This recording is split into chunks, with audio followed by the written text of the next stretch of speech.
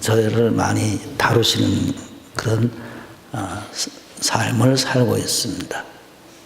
주님이 우리 삶에 들어오셔서 매일매일 우리가 어떤 사람인지, 그리고 어떤 길을 걸어가야 될지, 또 어떤 믿음의 삶을 살아서 열매를 맺어야 될지에 대해서 주님이 새롭게 저에게 배워주시는 내용들이 있습니다.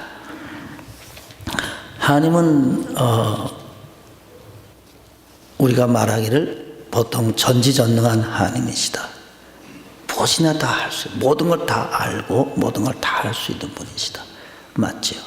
하나님은 무소부재하신 분이시다. 어디에든지 다 그분은 존재하고 계신다. 그분을 피해서 살 것은 없다 하는 거죠. 그런데 그분이 우리의 삶에 진정으로 참된 기쁨이 되고 참된 능력이 되고 참된 힘이 될 때는 참 드뭅니다. 그런 머리로는, 우리 지적으로는, 또 우리의 신앙을 갖고 있는 그 적은 신앙으로는 그것을 동의는 하지만, 그것은 인정은 하지만 내 삶에 그런 하나님으로 내 삶을 지배하는 분으로 생각지는 않습니다. 그 때문에 대개 머리에 있는 하나님, 그 하나님 말고 오늘 여러분에게 특별히 배워주는 하나님은 제가 요 근래에 만났던 하나님의 내용들이에요. 그러니까 여러분들이 이 말씀이 여러분에게 능력이 될 줄로 믿습니다. 제가 이 말씀을 보면서 나를 부인하는 것에 대한 생각을 하게 됐습니다. 나를 부인하는 거예요. 여러분, 이 말씀은 얼마나 우리가 잘 아는 말씀이에요. 누구든지 나를 따라오려거든 자기를 부인하고 자기 십자가를 지고 나를 쫓을 것이니라. 수만 번, 수천만 번 들었던 말씀입니다. 예수 믿고 나서부터 지금까지 들었던 내용들이 바로 이 말씀입니다. 그런데 이 말씀에 대해서 여러분에게 말씀을 새롭게 드립니다. 나를 부인하는 것, 자기를 부인하는 게 무엇인가 라고 하는 겁니다. 아니다 이게. 그 다음에 인이라는 게 뭐예요? 내가 거기에 인정하지 않는 거예요. 내가 거기에 있다는 것을 내가 인정하지 않는 거예요. 즉 인자는 알인자예요. 안일 부자. 그러니까 거기에 내가 있지 않았다는 거예요. 부인한다. 즉 내가 거기에 존재하지 않은 겁니다. 신앙적으로 보면 문자적으로는 그것을, 거기에 그런 것을 나는 알지 못한다는 게 부인하는 거예요. 너 그 사건에 네가 그 근처에 있었다며? 아니요, 나는 그때 미국에 있었다고요. 그래갖고 여권을 보고 다 보니까 그 사람 미국에 있었어요. 거기 없었어요. 그 사건 현장에. 그러면 그 사람은 그 사건과 관계 없잖아요. 거기 없었다고요. 우리가 우리 자신이 나를 부인한다는 얘기는 우리가 어떤 그 자리에 난 없는 거예요. 거기에 존재하지 않았던 거예요. 그것이 나를 부인하는 거예요. 어떤 사람이 어떤 말을 함으로 인해서 내가 화가 났다 하십시다. 그러면 그때 나를 부인해야 된다는 말은 나는 그 자리에 없었던 거예요. 그래서 그 말을 듣지 않은 것과 같아요. 그 때문에 내 감정과 내 삶에 영향을 미치지 않는 거예요. 그것이 나를 부인하는 거예요. 여러분이 너무너무 힘들고 어려운 그런 말을 들었어요. 인간관계에서. 그런데 그 현장에 내가 없는 거예요. 그 말을 듣지 않은 거예요. 그 때문에 내가 고난이나 괴로워할 필요가 없는 거예요. 왜? 나는 그 자리에 없었는데요. 내가 그 자리에 존재하지 않은 거예요. 그것이 나를 부인하는 거예요. 나에게는 그런 일이 일어난 적이 없는 거예요. 그것이 내가 나를 하나님 앞에서 부인하는 거예요. 그러면 내가 나를 부인하지만 나는 있잖아요. 그래서 하나님께 부탁하는 거예요. 하나님, 어떤 어려움과 고난이 올 때 성경은 우리에게 너는 그것에 없었던 사람이지만 사람이 내가 거기 있었잖아요. 없다고 네가 인정을 해라.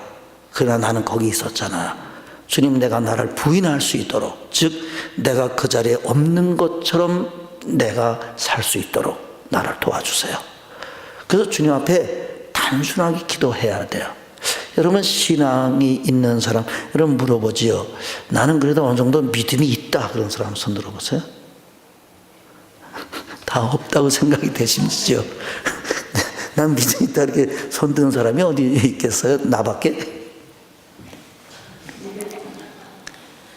그런데 주님 앞에 이렇게 단순하게 기도하면, 주님, 난 믿음이 없습니다. 주님 잘 아시는 것처럼 나는 사람이 뭐라 그러면 화가 나고 짜증이 나고 내가 판단을 할 수밖에 없는 사람입니다. 주님, 나를 도와주세요. 주님, 나는 이런 경제적인 문제가 일어나면 너무 돈에 너무 관심이 많습니다. 주님, 나는 돈의 물질에서 너무 어렵습니다. 주님, 나는 돈에서 너무 인색해요. 주님, 나를 좀 도와주세요.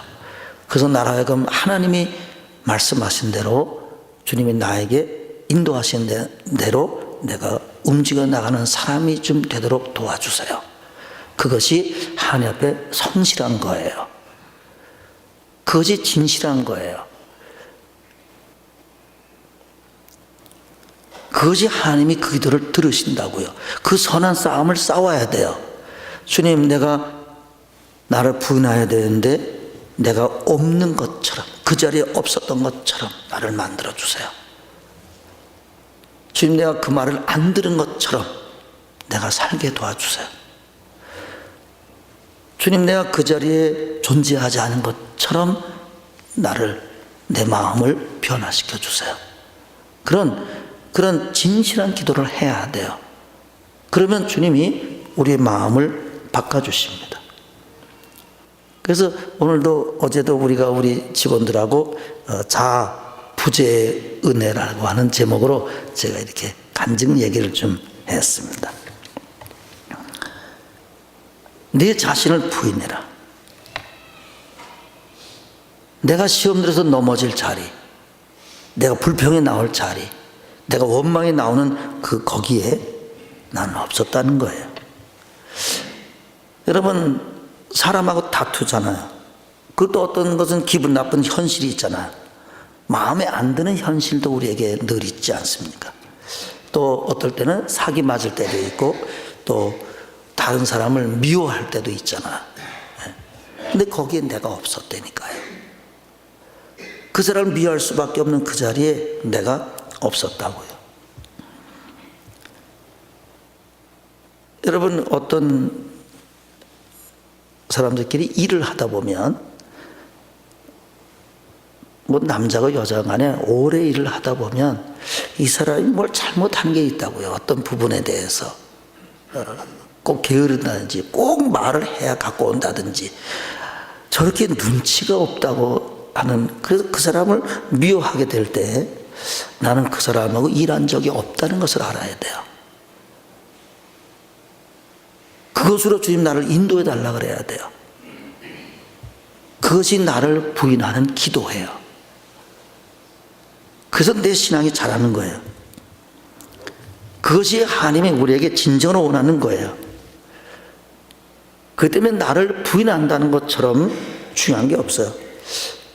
내가 그 자리에 없는데 내가 화낼 이유가 없잖아요. 내가 미워할 수밖에 없는 그런 현장에 내가 없었는데 내가 그를 미워한다는 것은 뭐예요? 그러니까 우리에게 주님 성령 받았기 때문에 주 앞에 그렇게 기도를 해야 돼요. 주님, 내 상황이 이렇습니다. 여러분, 신앙이 잘하는 사람은 항상 자기의 부족을 봅니다. 그런데 우리는 다 부족하잖아요. 뭐 터무니없이 부족하잖아요. 하나님을 따라가기에 정말 불가능한 사람이지요. 여러분 주님 따라가기에 여러분이 상당히 적합하다고 생각하십니까? 거의 맞지 않다고 생각하십니까? 여러분의 성품이. 여러분의 성품이 주님을 잘 따라가는 성품이에요? 전부 다 나를 오늘 뭐 이상하게 쳐다보고 있어요? 우리가 주님을 따라가는, 제가 주님 앞에 요 근래 며칠 전에도 울면서 이렇게 기도했어요. 주님, 내 자신, 인간 자체 본성이 내가 주님을 따라가기가 어려운 성품입니다.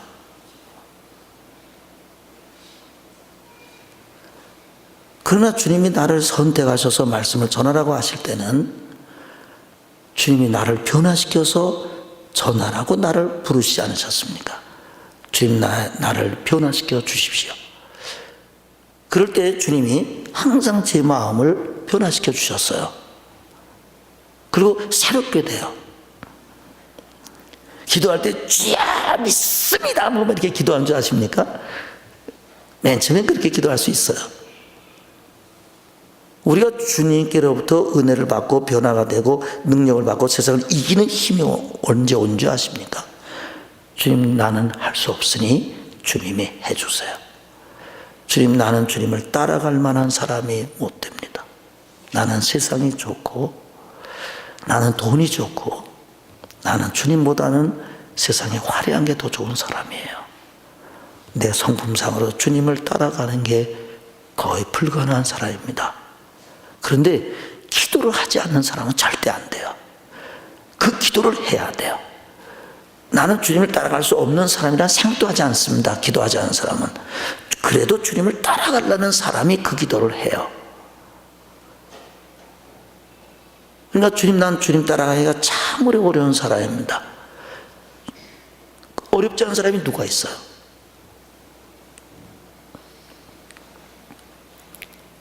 그러니까 주님 앞에 진실되게 해야 돼요.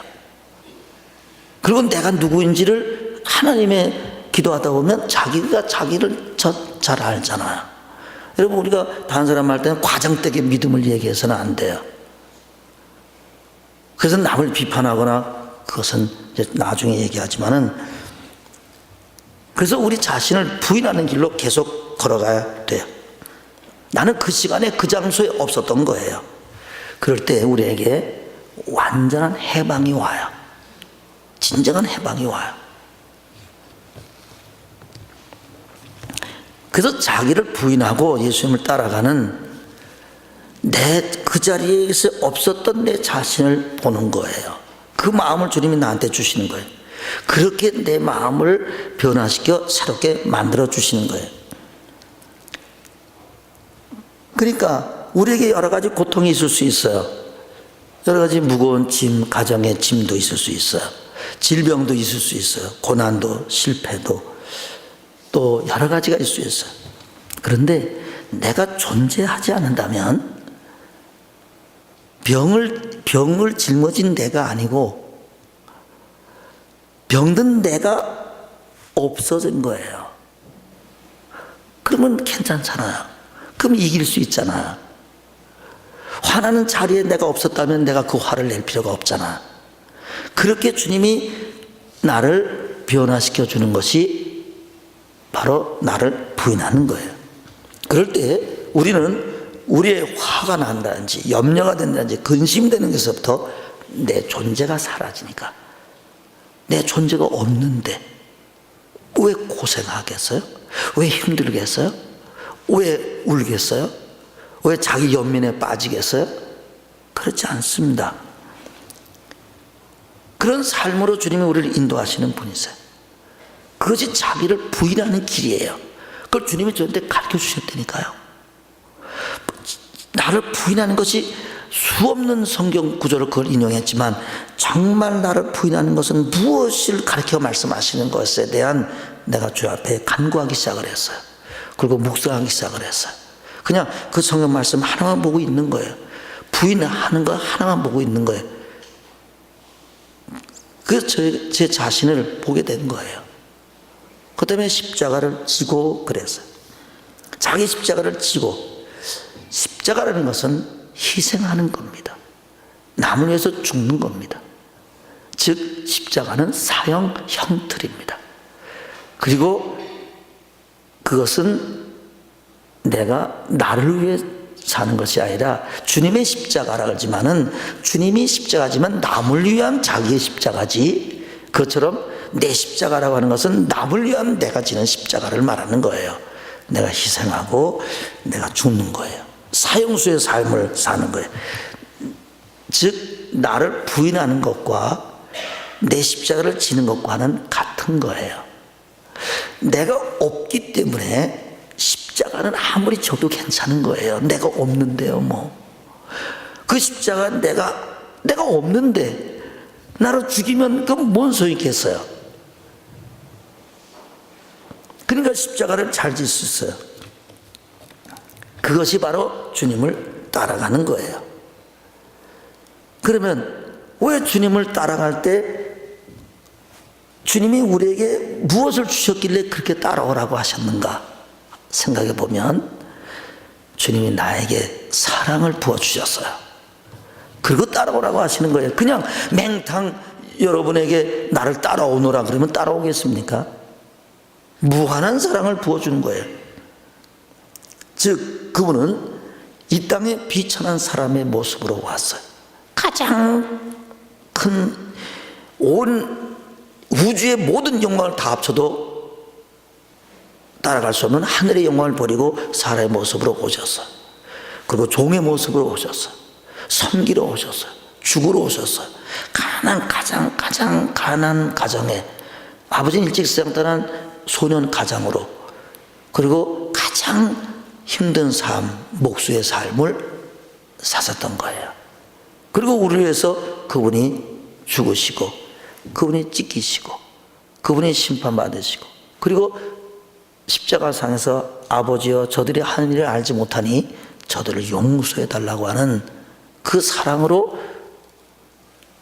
지금 우리를 사랑하시는 거예요. 그 사랑 때문에 우리가, 그리고 주님이 이 사랑을 따라오려면, 주님을 따라가려면, 그 사랑의 주님을 본받아 가려면, 여러분 사람이 같은 슈퍼를 같은 가게를 가더라도 아주 어서 오십시오 그 친절하게 해주고 껌이라도 하나 주면서 파는 가게와 오는 언제인데 얼마요 이렇게 하는 가게가 있으면 뭐하러 그 가게를 가지 이 가게를 가겠습니까? 그거는 사랑의 문제예요. 결국 사람도 나를 사랑하는 사람을 사람들이 따라가잖아. 여러분 어제 TV 본 사람 있지요? 그 뭐라고 소리 지르니까 원앙이 수십 마리가 날아오잖아요. 아무도 없는 산을 향해서 뭐라고 소리 질렀죠? 안 봤어요? 우리 교인들은 텔레비 안 보는 교인들이에요. 뭐라고 소리 지르니까 원앙새, 그 이쁜 원앙새가 한 6, 70마리가 날아오잖아요. 그 이쁜 원앙새들이. 그리고 딴 사람한테 물어보면 다 도망가 원앙이. 근데 이 사람한테는 막 안고 손 모여도 주고 막 그래. 그러다 또 다 먹고서 또 다 날아가 버려. 그 다음날 또 새를 부르고 뭐라고 부르면 저 산에서부터 어디서부터 날아온지 수십 마리, 막 5, 60마리가 이렇게 날아와서 그 아름다운 원앙새가. 근데 그 원앙새를 그 새끼 때부터 어떻게 데리고 어떻게 키웠대요, 어떻게. 뭐 몸이 아픈 새래나 뭐 그래갖고 그것들이 새끼를 낳아가지고 새끼 때부터 원앙을 키워가지고 그 새끼들이 졸졸졸 따라다니는 거예요. 그러다 커갖고 날아가는데 부르면 다 오는 거예요. 자기를 사랑했다고. 그 원앙새들이 대단하잖아요. 결국 하나님의 사랑 때문에 우리가 사는 거예요. 그러면서 우리에게 결국 나를 부인하면, 그 길을 걸어가면, 그 다음에 우리에게 찾아오는 게 뭐냐면 사랑이 찾아옵니다. 억지로 사람을 사랑하는 것은 언젠가는 실패합니다. 그러나 이렇게 기도를 해야 됩니다. 주님, 내가 이런 문제에 대해서 그 사람을 사랑할 수가 없습니다. 내가 그 현장에 없었던 건데 나를 부인하지 못하고 그 사람이 계속해서 미워집니다. 주님, 이 마음은 주님의 마음이 아닙니다. 그리고 여러분들이 하나 깨달아야 될 것은, 누구 어느 한 사람을 미워하거나 원망하거나 불평하잖아요. 그러면 10,000달란트 빚진 자가 돌아가서 100달러 빚진 자의 목을 잡고 감옥에 갇히는 것처럼 왕이 그 사람과의 관계가 끊어져요. 그것처럼 여러분이 누구를 미워하면 하나님과의 관계가 끊어져서 기도가 되지 않고 응답이 되지 않습니다. 잘 아셔야 돼요. 어느 한 사람이라도 미워하면, 한 사람이라도 마음에 두고 있으면 주님이 그 사람의 기도를 듣지 않으십니다. 왜냐하면 그는 10,000달란트 탕감 받고 가서 100달란트 빚진 자를 목을 잡았기 때문에, 용서하지 않기 때문에 그를 감옥에 가두고, 그리고 왕이 다 갚을 때까지, 1원 1장 다 갚을 때까지 거기 머물러 있어요. 하나님이 그에게 주지 않아요. 하나님이 맨 처음에는 빌면서 다 갚겠다고 어떻게 막 빌 때는 용서해 줬지만 그때는 용서가 안 되는 겁니다. 그렇기 때문에 여러분들이 용서하지 않는 사람이 있으면 여러분들의 기도가 응답되지 않습니다. 그걸 깨달아야 돼요. 그래서 회개해야 돼요. 그래서 무한한 사랑으로 사랑해야 돼요. 적당히 사랑해서는 안 돼요. 그 사랑을 완벽하게 해내야 돼요. 그럴 때 우리에게 찾아오는 기도가 있습니다. 하나님, 나에게는 그럴 만한 사랑이 없습니다. 주님이 잘 아세요. 우리에게는 우리 자신을 부인할 힘도, 그리고 하나님의 사랑은 받았지만 100데나리온 빚진 자의 목을 잡지 않을 힘도 우리에게는 존재하지 않아요. 그 때문에 주님 앞에 이렇게 기도해야 됩니다. 하나님, 나는 주님께로부터 그 무한한 사랑을 받았고 10,000달란트 빚진 이야기를 수없이 들었지만 나는 또다시 이 사람이 용서가 되지 않습니다. 주님, 내가 어떤 사람인지를 아시지 않습니까? 주님, 원합니다. 나에게 이 사람을 용서할 수 있는 힘을 허락해 주세요. 여러분, 어떤 사람은 저한테 상담도 해요. 어떤 문제가 있을 때, 또 용서가 안 될 때, 문제가 될 때, 여러분, 사람은 원래가 저쪽이 뭘 내놓으라 그러면 다 주는 게 원칙이에요. 할 수 없어요. 부당한 요구를 했을 때 거기에 내가 뭐라고 말할 필요가 없어요. 나를 부인하고 내가 그 희생을 하는 거예요. 불의한 것에 대해서 내가 희생을 하면 나머지는 하나님이 한없는 은혜로 나를 채워주세요. 저 사람, 한쪽 사람이 막 악을 쓰고 덤볐다 하십시다. 여러분의 삶 속에 그럴 때 그 사람의 필요를 채워주세요. 그러면 나에게 하나님은 무한한 은혜를 부어주세요. 그거는 상상할 수도 없는 은혜를 우리에게 부어주십니다. 그것이 산상보온에 있는 것대로 속옷을 가져가는 자에게 겉옷까지 주라. 그건 무슨 말이에요? 빨가벗으란 얘기예요. 너를 다 뺏겨가면 오리를 가져간 자에게 심리를 가라는 게 뭐예요? 그게 다 그 말 아니에요? 그래서 나를 부인해야 그 길을 가요. 산상보온은 나를 부인하지 않고는 그 길을 못 가요. 하나님의 무한한 10,000달란트 탕감 받은 자로서 가야 그 길을 바로 갈 수 있어요.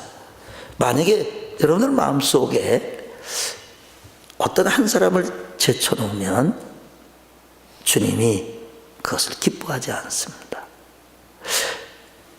사실 제가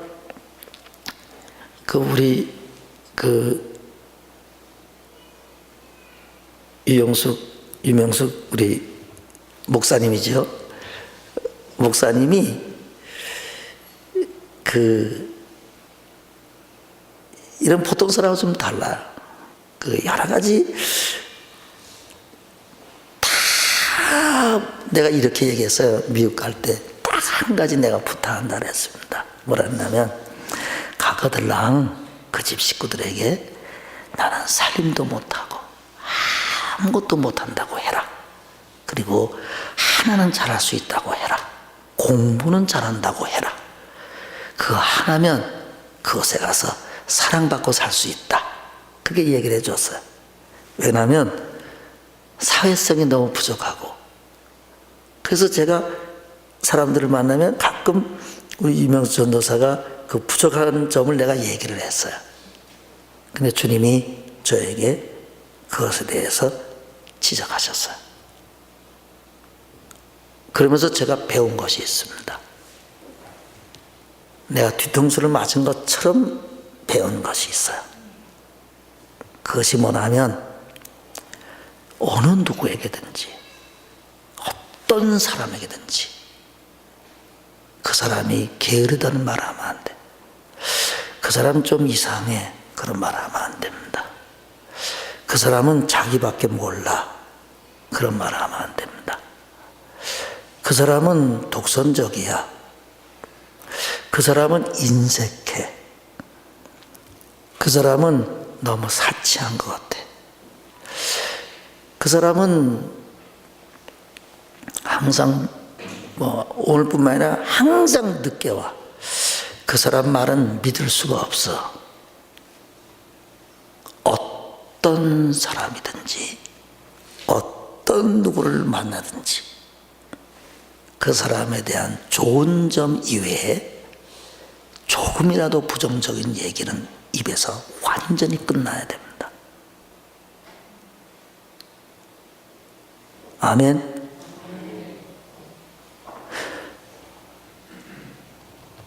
에이, 뭐 저런 사람이 있어.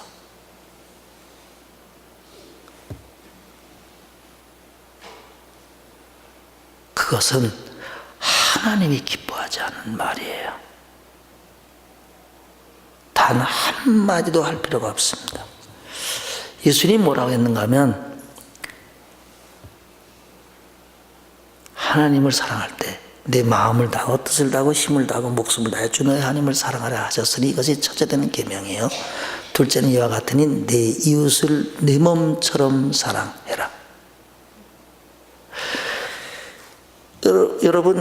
여러분이 여기에 손에 상처가 났어요. 그럼 좋지 않잖아. 상처라는 게 좋은 거예요? 상처라는 게 나쁜 거지. 좋지 않잖아요. 그럼 그 상처를 내가 잘 약을 바르고 거기에 쓸리지 않도록 잘 조심하잖아요. 그러면 다른 사람의 상처, 다른 사람의 허물은 왜 그것을 지적하냐 이거예요. 내 허물은 내가 잘 감싸면서, 내 상처는 잘 감싸면서 다른 사람의 상처는 왜 감싸지 못하냐 하는 겁니다. 이 문제에 대해서 여러분들이 심각하게 생각을 해야 됩니다. 자기를 부인하고 주님이 날 사랑한 그 사랑, 그리고 내가 다른 사람을 용서하는 진정한 용서, 그리고 다른 사람에 대한 비판의 말, 이런 것에 대해서는 오늘 정리를 하시기 바랍니다. 그것이 주님을 사랑하는 거예요. 그것이 계명을 지키는 거예요.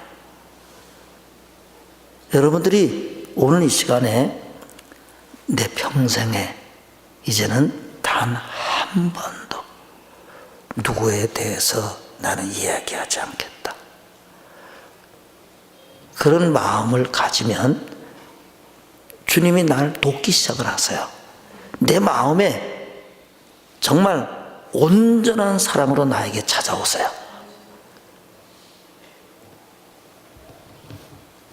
왜냐하면 우리는 끊임없이 다른 사람의, 나는 1만 달란트만큼 허물을 주님이 넘겨주셨어요.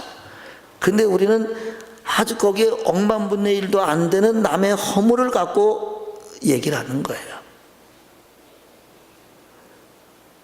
그래서 남을 판단하는 넌 누구냐? 네 눈에 먼저 들보를 빼라. 그리고 남의 눈에 있는 티를 보고 빼게 해라. 우리가 그 말을 그냥 건성으로 우리가 듣고 있다고요. 그것에 대한 성령의 깨달음이 우리에게 와야 된다고요. 여러분들 오늘 이 말씀을 듣고 여러분들 삶 속에 성령의 내적인 깨달음이 있으시기를 축원합니다. 우리는 항상 다른 사람에 대해서 여러 가지 얘기를 많이 해요. 그 사람, 에이, 그 사람은 그저 그래. 그 사람 공주과야. 근데 공주과라는 게 서울에서는 공주과라 그러면 좋은 의미예요. 그 아름답게 하고 잘하고 이쁘고 좀 이렇게 하는 사람. 근데 여기는 공주과라 그러면 좋지 않은 걸로 얘기를 하더라고요.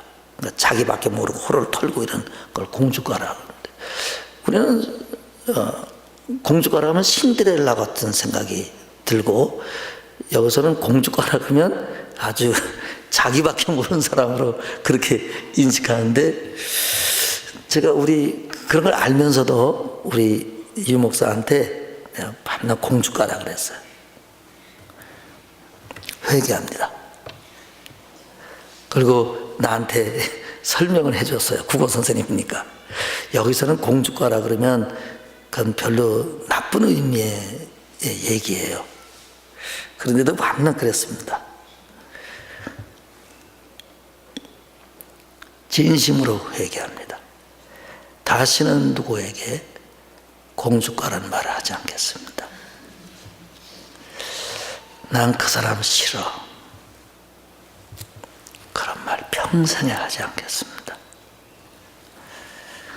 그 사람은 사회성이 떨어져. 그 사람은 고집이 세. 어떤 것도 그렇게 말하지 않겠습니다. 그것은 하나님으로부터 온 것이 아니기 때문에 그렇습니다. 요한복음 14장 21절에 나의 계명을 가지고 지키는 자라야 나를 사랑하는 자니 나를 사랑하는 자는 아버지께 사랑을 받을 것이요 나도 그를 사랑하여 그에게 나를 나타내리라 하셨어요. 난 그런 사람 싫어. 그런 말은 평생에 한 번도 하지 말아야 됩니다. 그 사람이 옛날에 이랬잖아. 그런 말은 내 입에서 끝나야 됩니다. 우리가 다른 사람에 대한 말을 할 때는 그 사람의 과거를 말하는 겁니다. 그런데 그 사람을 과거로부터 지금까지 인도하신 분은 하나님이십니다.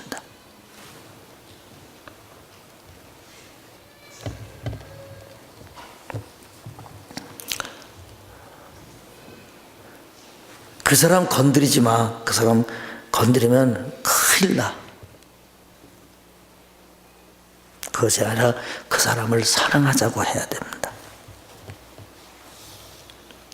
로마서 2장 1절에 남을 판단하는 사람아 물론 누구든지 내가 핑계치 못할 것은 남을 판단하는 것으로 내가 너를 정죄함이니 판단하는 내가 같은 일을 행함이라. 로마서 14장 4절에는 남의 하인을 판단하는 너는 누구냐? 그 섰는 것이나 넘어지는 것이 제 주인에게 있음에 저가 세움을 받으리니 이는 저를 세우시는 권능이 주께 있음이라.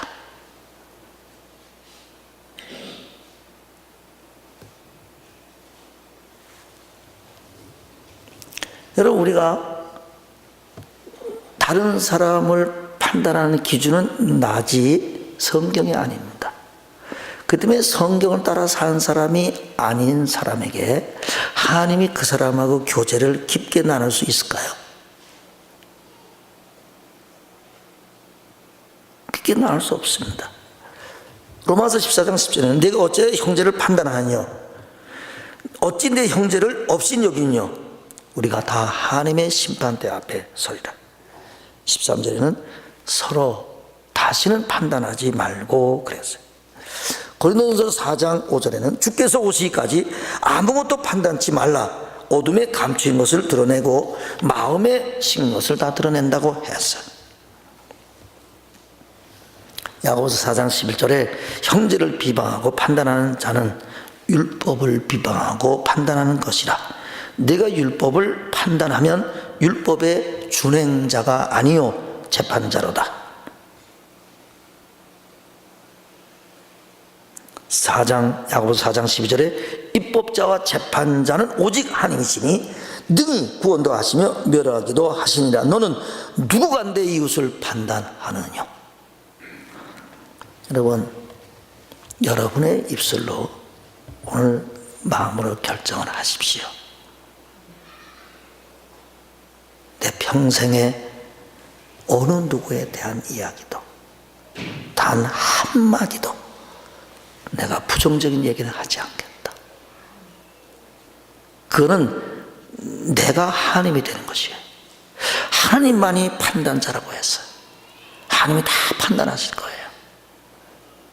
성경 우리에게 수없는 것을 우리에게 말씀하고 계십니다. 그래서 주님 앞에 이렇게 약속을 해야 돼요. 주님, 내 일평생에 이제는 단 한 번도 누구를 판단하지 않겠습니다. 여러분들이 어느 곳에 이제 뭐 가서 욕심을 부린 사람이 있어요. 그렇죠? 뭘 먹을 때나 뭘 가질 때나 막 욕심을 부립니다. 그때 옛날에 여기 그 추수감사절날 뭘 많이 갖다 놓은 적 있잖아요. 그때 교인들한테 여러분 마음대로 가져가세요. 그렇게 했더니요. 와, 나 그렇게 달려들 줄은 몰랐어요. 그래갖고 절대 그렇게 안 합니다. 그럴 때 마음에 판단이 생기잖아요. 아, 교인들은 무섭네. 근데 무서운 게 아니고 내가 안 줘서 그렇게 된 거 아니에요, 지금. 좀 넉넉히 정말 줬더라면 그러지 않을 텐데. 그런 것들이 다 죄지요. 그 사람 앞에 가서 얘기하지 않는다면 뒤에서 얘기한 얘기는 다 죄입니다. 하나님과의 관계를 끊는 치명적인 죄라는 걸 알아야 됩니다.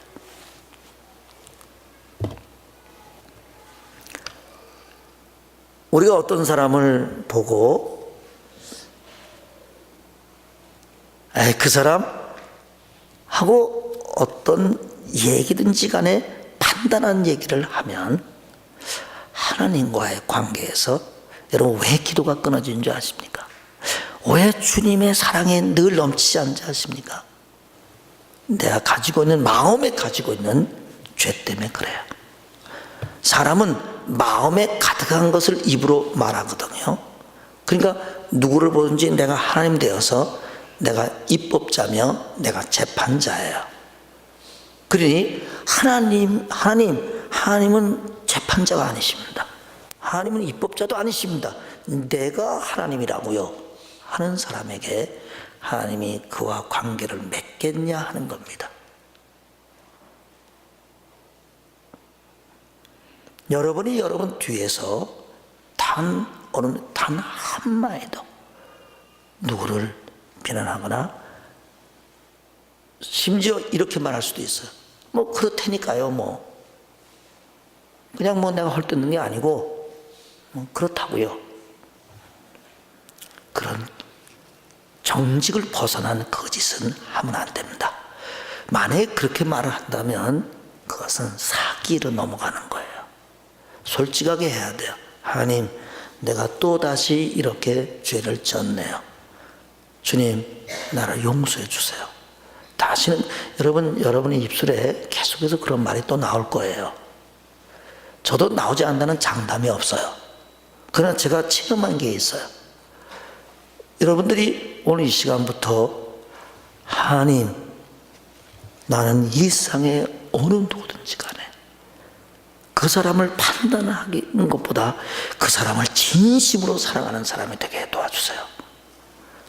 내가 판단이 내 속에서 들어오면 내가 하나님이 되려고 그러는구나. 즉 에덴에서 이걸 따먹으면 하나님까지 된다 그랬잖아. 그것이 모든 데 다 적용되는 거예요. 내가 입법자고 내가 재판자가 되는 거예요. 내가 판단의 기준이 되는 거예요. 너는 이런 사람이지, 넌 이런 사람이지, 넌 이런 사람이지, 넌 이런 사람이잖아. 그런데 오늘도 우리 집사람한테 얘기했어요. 내가 다시는 그런 얘기 하지 않아야 되겠다. 내가 어떤 사람에서 이렇게 말한 거, 이렇게 말한 거 다시는 내 입에서 그런 말 하지 않겠다고 얘기를 했어요. 여러분이 미운 사람 있어요? 시험 드는 사람 있어요? 그것 때문에 넘어진 사람 있어요? 첫째, 우리 자신을 부인하지 않아서. 두 번째, 하나님의 그 큰 사랑을 받고도 그걸 주기가 싫어서. 물어보지요. 여러분이 로또를 10억이 당첨됐다 하십시다. 이순신 권사님 입 싹 닫고 지나갈 수는 없죠. 물론 월간교회는 안 가겠지만 그걸 내가 알았어. 그러면 11조는 내겠지라. 그러면 나에 대해서 뭘 하겠습니까? 나한테 어떻게 해주겠어요?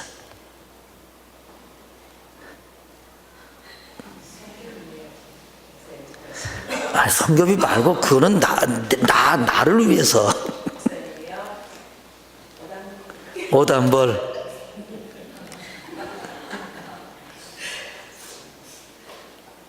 할렐루야. 차 한 대는 안 되나? 빼드린다고?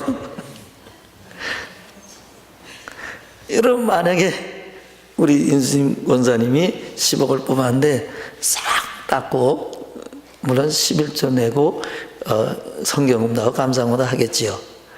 근데 나한테 하나도 안 해준다고 내가 만약에 섭섭하게 생각한다면 나는 지옥 백성이지 하나님의 백성은 아닙니다. 그가 로또를 안 뽑고 새방으로 참 굶은 사람처럼 내가 사랑해야 돼요. 그것이 주님이 우리에게 원하시는 마음입니다. 여러분, 이 세상에 어느 누구도 내 일평생에 단 한 사람도 이제는 비판하거나 판단하는 사람이 없어야 됩니다. 그리고 우리 자신이 정말 하나님의 사람이 되어야 됩니다. 이제는 하나님이 저를 어디까지 인도할지는 저는 몰라요. 근데 저는 꿈이 하나 있습니다. 하나님이 저를 정말 놀랍게 인도하셔서 세월이 가면 갈수록 내 겉사람은 후패하나 속사람은 날로 새로워지는 역사가 내 삶 속에 일어날 줄로 저는 믿어요. 할렐루야. 두고 보세요. 왜 그런가 하면, 장담은 어떻게 하는가 하면, 내가 무엇을 할 수 있다가 아니라 내가 할 수 없는 것을 하게 하시는 분임을 내가 믿기 때문에 그래요. 그럼 그거는 할 수 있잖아. 내가 스스로 성장할 수 없어요. 그러나 나를 성장시킬 수 있는 분임을 내가 믿어요. 그분은 내 일평생을 사시면서 나를 믿음의 사람으로, 하나님의 사람으로 나를 성장시킬 것을 저는 믿습니다. 그것은 내가 잘나서가 아니라 내가 아무리 부족할지라도 그분이 나를 만들 수 있는 분임을 내가 믿기 때문에 그래요. 그분은 그 사람을 어떤 형편에 있던 사람이든지, 어떤 악인이든지, 어떤 죄를 지었든지 그 사람을 변화시킬 수 있는 분은 이 땅에 유일한 한 분, 예수 그리스도 이름밖에는 없습니다. 할렐루야. 그래서 우리가 나를 부인하는 거예요.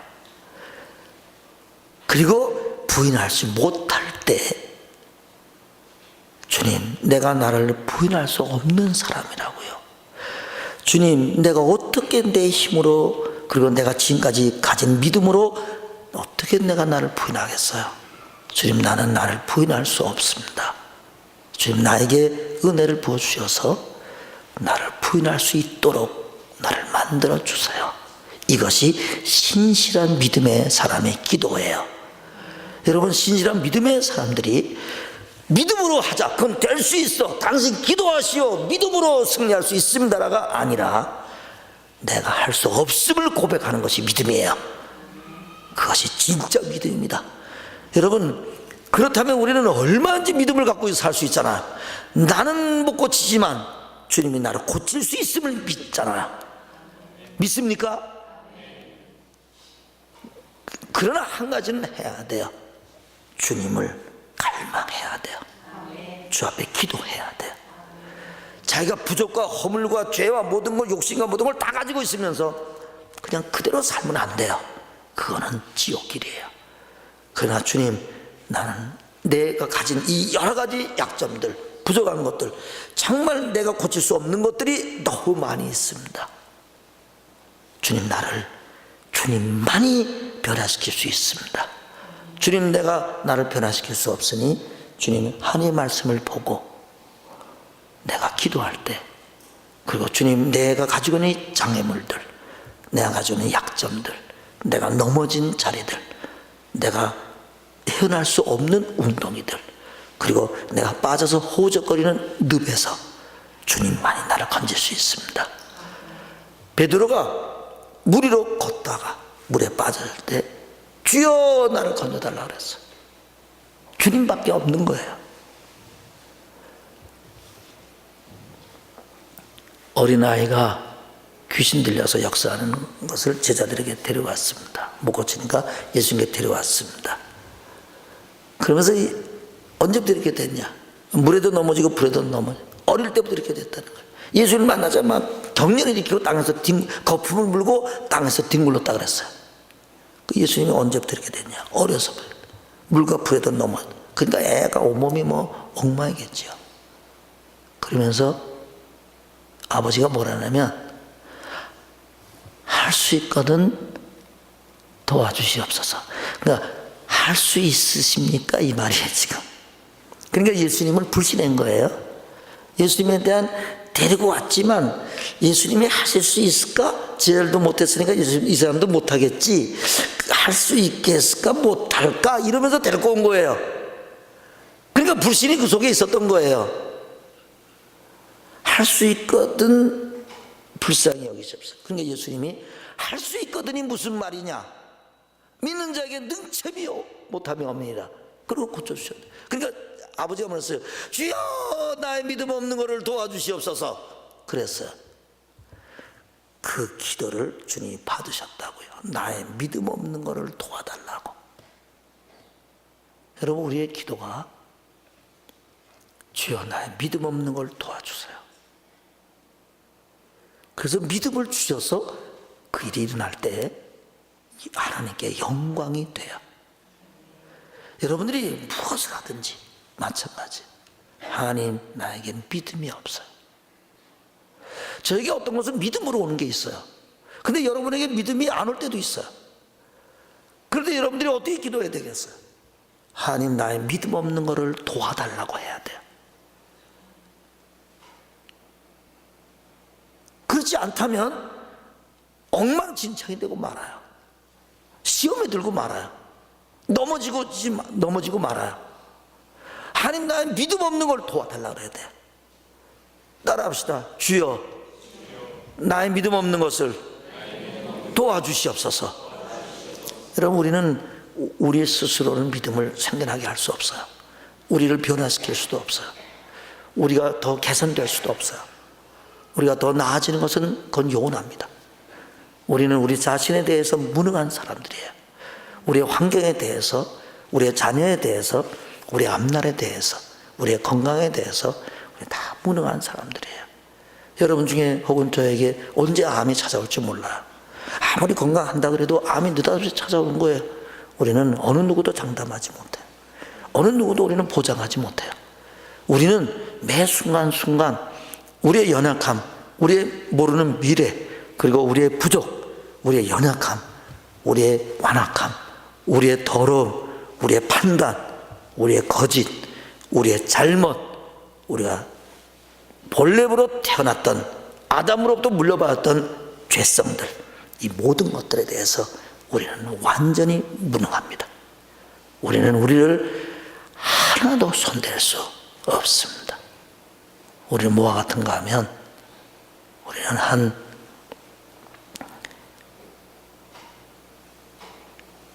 50층에서 떨어진 사람과 같아요. 살릴 수가 없어요.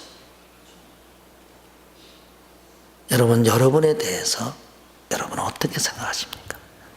우리는 나를 부인하지도 못해요. 하나님의 사랑 따라 용서도 못합니다.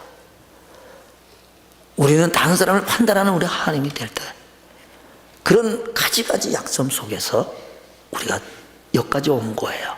여기서 우리가 주님, 나의 믿음 없는 걸 도와주십시오 라는 기도를 계속해야 돼요. 그리고 하나님, 나에게 믿음을 달라고 기도해야 돼요. 그리고 할 수 없을 때마다 주님, 저 사람은 뭐 저런 사람이 다 있어, 저 사람은 진짜 믿음이 없네, 저 사람은 교회를 다녀도 저렇게 하나님을 모르면 어떡할까 라고 하는 판단들, 사랑하지 못했던 것들, 우리는 사랑할 수 없는 존재이지만 하나님의 사랑을 구하세요. 하나님, 내가 이 사람을 사랑할 수 없으니 하나님의 사랑을 구해서 주세요. 넘치는 사랑으로 그 사람을 사랑하세요. 그래서 내가 할 수 없는 것을 하게 하시는 주님을 만나고 사세요. 하나님은 우리를 잘 알고 계세요. 네가 할 수 없음을 주님이 너무나도 잘 아세요. 그 때문에 주님 앞에, 주님, 내가 할 수 없어라고 할 때, 그래, 정직한 너의 기도를 내가 들어주마 하시지 않겠어요? 할 수 없다고 하는데, 이것이 신앙입니다. 그것이 매일매일의 교제예요. 여러분, 믿음이라는 게, 잘한다는 게 뭔지 아십니까? 잘한다는 게 문제만 생기면 주님과 관계를 맺는 것이 믿음이 잘하는 거예요. 믿음이 없다는 것은 무슨 문제가 생기면 주님과 관계를 맺지 않고 혼자 하는 거예요. 그게 믿음 없는 거예요. 그건 아무리 잘 살아도 믿음의 삶이 아니에요. 그거는 거지의 삶일 뿐이에요. 그 때문에 우리가 믿음이 좋다는 게 뭐냐면, 매 순간순간마다 주님을 의지하는 거예요. 나는 못하나 주님이 할 수 있잖아. 나는 그를 미워할 수밖에 없으나 주님으로 사랑할 수 있습니다. 주님, 나는 이 시험을 내 스스로는 도저히 이길 수 없으나 주님의 은혜로 이길 수 있다고요. 그 힘을 주시라고요. 이렇게 주님 앞에 기도하는 거예요. 여러분, 여러분의 가정 식구들 중에서도 미운 사람 있지요? 절대 미운 사람이 있으면, 또 남편 미운 사람들 많이 있어요. 저희 교회에 이렇게 보면. 그럴 때 남편 미운 사람 아멘 해보세요. 없죠? 할렐루야. 이제 벌써 설교 들었다고 저는 믿습니다. 미운 사람이 있으면, 주님, 넘치는 사랑으로 내가 사랑할 수 있는 힘을 나에게 주세요. 주님, 나는 바닥을 쳤다고요. 난 남편하고 40년 살아보니까 바닥을 쳤어요. 사랑이 안 가요. 그냥 밥만 먹고 살아요. 우리 주님, 나도 신혼여행처럼 사랑을 좀 넘치게 해주세요.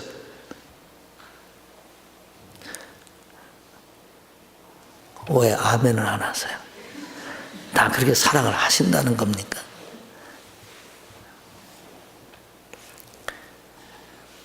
그것도 주님이 저를 책망하신 부분이에요. 그 얘기를 하는 거예요, 지금. 여러분, 사랑이 안 가요. 그냥 남편끼리 안 써, 그냥 밥 먹고 사는 거지, 뭐, 특별히 뭐, 이쁘다, 뭐, 사랑이 가나요, 뭐. 그렇게 안 가지, 잘. 막 남편을 보면 그냥 막, 어머, 이쁜 거, 새끼, 그냥, 막, 여보, 막, 어머, 이쁜 거, 막, 그렇게 하는 사람 있습니까? 없지요. 여러분, 오늘 그런 하나님의 사랑에 그렇게까지는 못하더라도, 어머, 이쁜 거 막 이렇게 못하더라도 남편을 정말 사랑할 수 있는 마음을 주세요.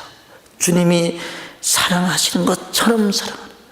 주님이 뭐라고 하셨는가 하면, 너희는 서로 사랑하라. 내가 너희를 사랑한 것처럼 너희도 서로 사랑하라. 여기에 제가 무너졌어요. 제가 새로운 일을 받아서 내가 너를 사랑한 것처럼 너도 사랑을 해라.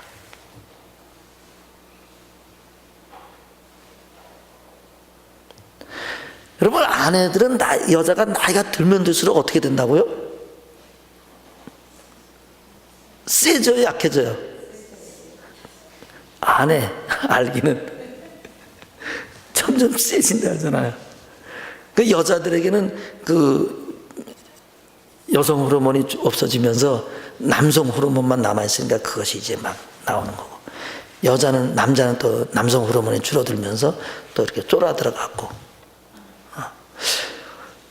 어제는 우리 사람하고 이렇게 둘이 이렇게 보는데 우리 사람이 나를 이렇게 내려다보는 거더라고요. 키가 컸더라고요. 나는 작아지고. 그래갖고 이상하네. 당신 내가 이렇게 올려다보네. 내가 그랬어요. 그러니까 우리 사람은 이렇게 날 내려다보면서 왜 이렇게 쪼그러졌냐고 그러더라고요. 그래갖고 하도 이상해서 키를 재보자 그랬어요. 그리고 벽에다 갖다 세워놓고 둘이 재니까 똑같더라고요. 내가 얼마나 다행인지. 여러분, 그러니까 여자가 세지거든요. 남자는 찌그러지고, 또 젊었을 때는 큰 소리 치던 걸 또 많이 참습니다, 남자들이. 그렇죠, 이보영 장로님? 네, 그런단 말이에요. 그럴 때 아내에 대한 사랑이 우리 속에서 다시 일어나게 하는 은혜가 우리에게 찾아와야 돼요. 여러분 남편이 미워진다 그럴 때는 하나님과의 관계가 문제가 있는 거예요. 여러분들이 하나님 앞에 이렇게 기도하셔야 됩니다. 하나님, 내 남편이 정말 이런 분들이 내 마음에 안 듭니다. 그럴 때 주님이 우리에게 너는 내 마음에 안 드는 게 이거 있다고 얘기하기 시작하면 하나님한테는 끝이 없어요. 하나님이 전전능 하나님이 우리의 허물을 들추기 시작하면 어떻게 살겠어요? 그리고 내가 거기에 대한 내가 너를 그렇게 대우하겠다고 하면,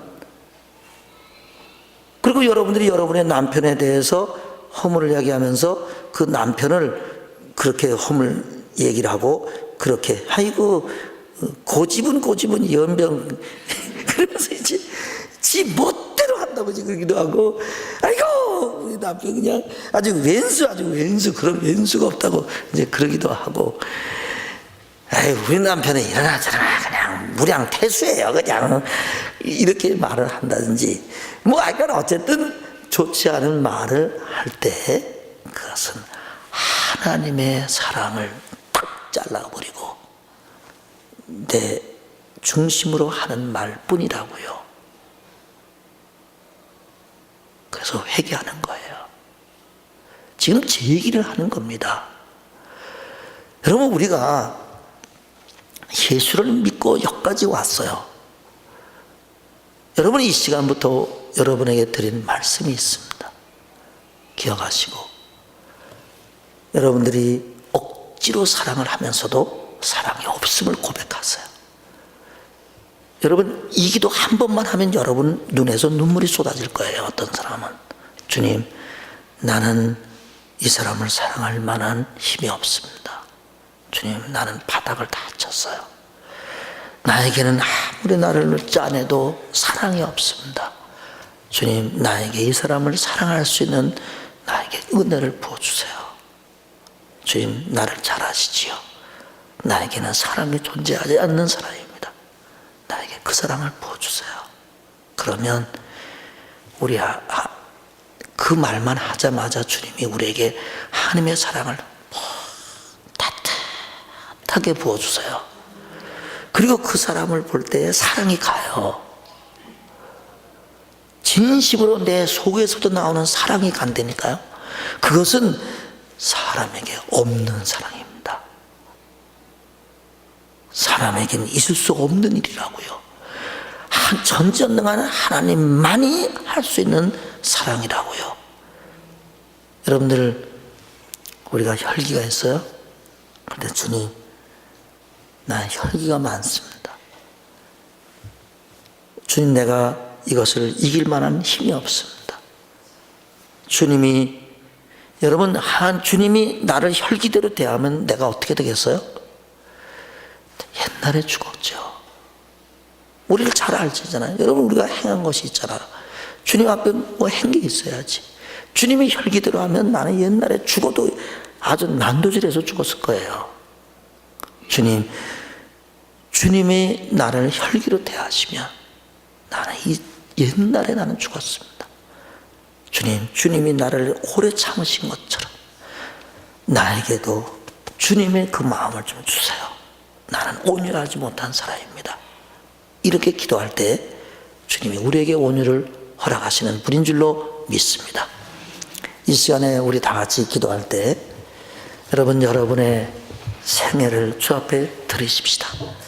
이 시간에 주님, 오늘 이 말씀을 들으면서 정말 내 생애에 다시는 그런 일을 하지 않겠습니다. 다시는 그런 말을 하지 않겠습니다. 주님, 내가 남편을, 아내를 정말 그리스도가 어린아이를 안고 사랑한 것처럼 그런 넉넉한 사랑으로 사랑할 수 있는 나에게 그 사랑을 부어주세요.